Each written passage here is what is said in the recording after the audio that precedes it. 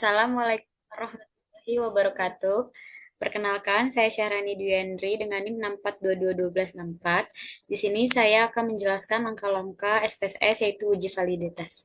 Di sini saya sudah mempunyai 150 responden yang terdiri dari X1, X2, total X1 eh, dan Y. Lalu langsung saja kita klik analyze,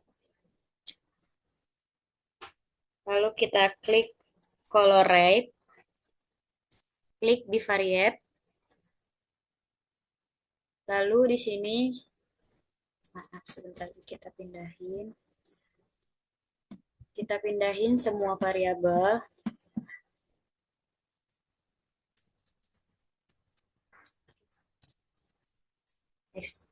X1, X2, X3, X4, X5, X6, X17, total. Kita pindahkan semua.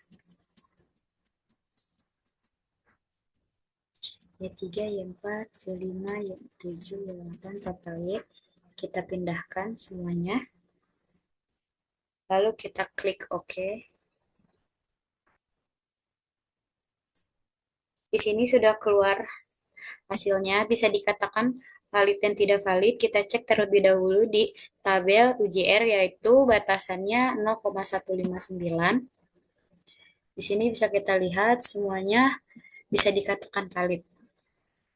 Selanjutnya di sini langkah-langkah SPSS uji reliabilitas.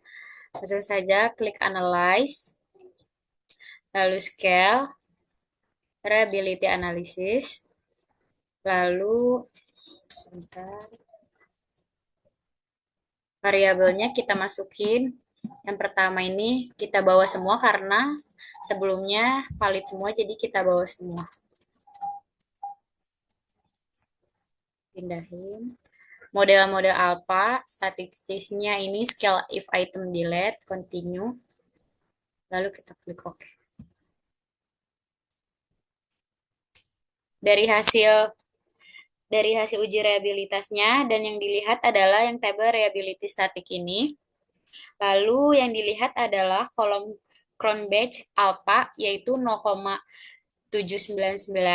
Ukuran dari reliabilitas ini harus lebih tinggi dari 0,6 dan bisa dikatakan reliable. Lalu di sebelah ini ada end of items, itu ini adalah jumlah pertanyaan yang diuji. Selanjutnya variabel X2. Kita ulang lagi, analyze, scale, reliability analysis. Kita pindahkan dulu tadi. Lalu selanjutnya kita ke variabel X2.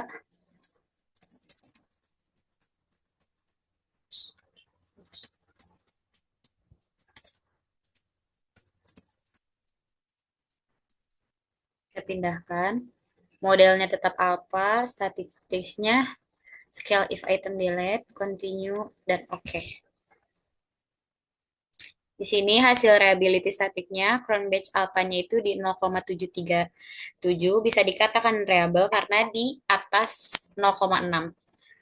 Lalu selanjutnya kita uji X3-nya. Lalu kita klik lagi analyze, scale, reliability analysis.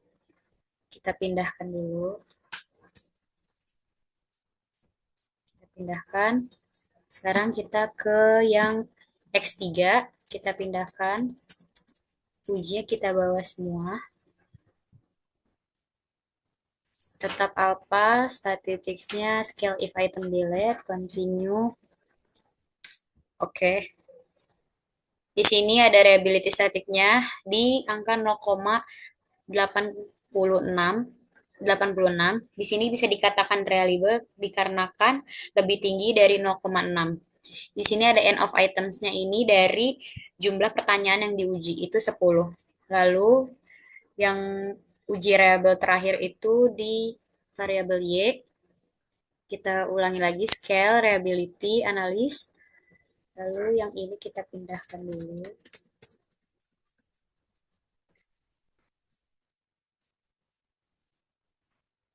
pindahkan, lalu kita uji yang Y. Kita pindahkan,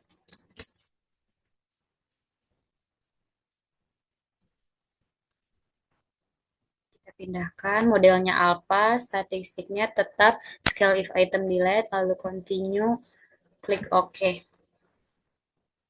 Di sini sudah terlihat ada reliability statiknya. Bisa dilihat dari crown batch alpha itu 0,724, bisa dikatakan reliable karena lebih tinggi dari 0,6, dan di sebelahnya ada end of items itu dari jumlah pertanyaan yang diuji. Lalu selanjutnya kita buat langkah-langkah uji Kolmogorov-Smirnov. Di sini kita udah punya respondennya. Lalu langsung saja kita klik Analyze, Regression, Linear. Kita klik. Lalu dari total X1 dipindahkan ke independen, total X2 dipindahkan ke independen, dan total X3-nya dipindahkan ke independen, dan total Y-nya dipindahkan ke dependen. Setelah dipindahkan, klik Save, pilih di Residual Unstandardized, lalu klik Continue, lalu kita klik OK. Di sini, tapi yang kita lihat adalah di tampilan SPSS pertamanya itu di res 1. Kita bisa lihat. Nah, di sini. Nah, lalu ini hasilnya. Hasil dari unstandardized ini baru dihitung. Cara untuk menghitung dari normalisasi Kolmogorov-Smirnov itu dilanjut, klik Analyze, Non-Parametric, Test, Legacy Dialog, lalu One Sample QS. Lalu pindahkan unstandardized residual ke samping. Pindahkan ke samping. Lalu klik OK. Di sini sudah terlihat hasil Kolmogorov-Smirnov, yaitu dibacanya dari asymptotic to tilt ini 0,078, artinya harus lebih besar dari 0,05. Lalu selanjutnya kita langsung ke langkah-langkah p-plot. Langsung saja kita klik Analyze, Regression, Linear. Masih sama, tidak ada yang diubah. Lalu kita klik Plot. Klik Normal Probability Plot. Lalu kita klik Continue, lalu OK.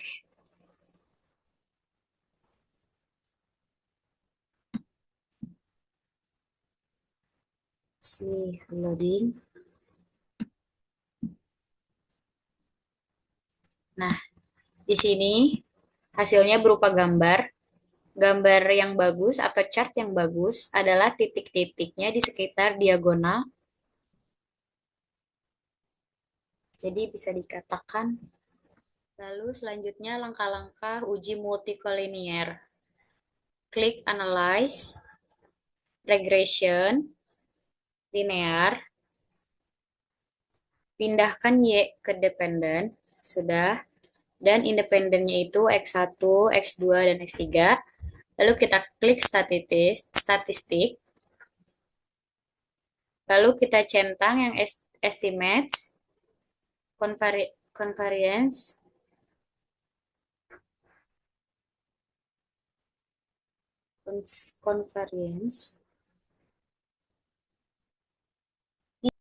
lalu kita klik covariance, dan model fit. Lalu dan polyinarity diagnosis. Lalu kita klik continue. Oke. Nah,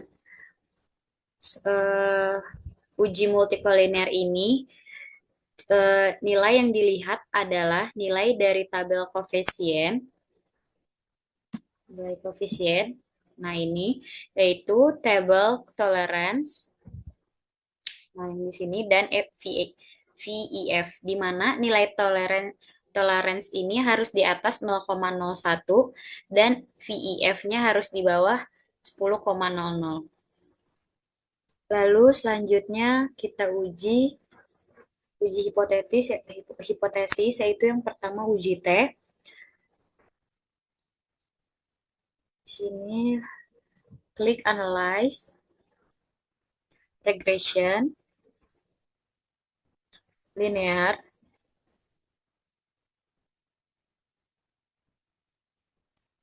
Kita pindahkan terlebih dahulu. Dependennya X1, X2, X2, X3 kita pindahkan ke independen. Lalu dependennya Y-nya. Kita pindahkan ke dependen. Lalu kita klik statistik. Klik estimate dan model fit. Estimate dan model fit. Ini kita lepas. Estimate dan model fit. Lalu klik continue. Lalu klik OK.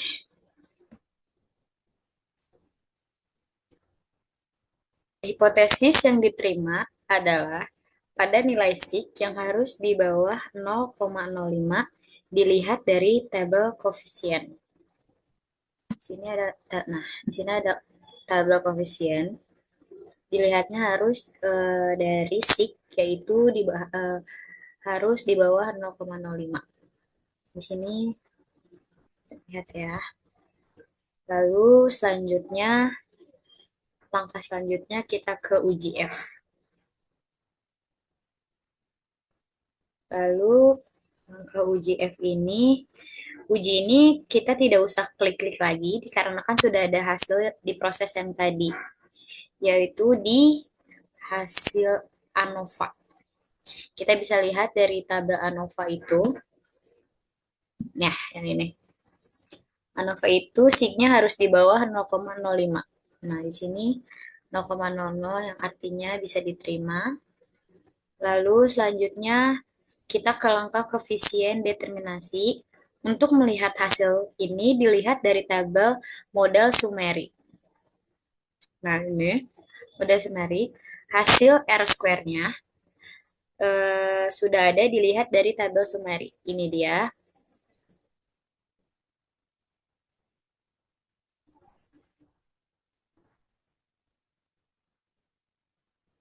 Nah, hasil koefisien determinasi ini di 0,796. Lalu langkah selanjutnya adalah uji koefisiensi regresi linear.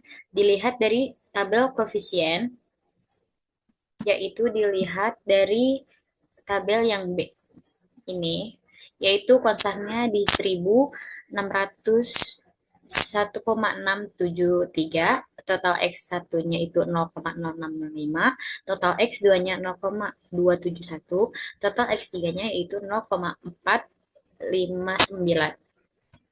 Sekian itu saja yang bisa saya jelaskan. Kurang lebihnya mohon maaf. Wassalamualaikum warahmatullahi wabarakatuh.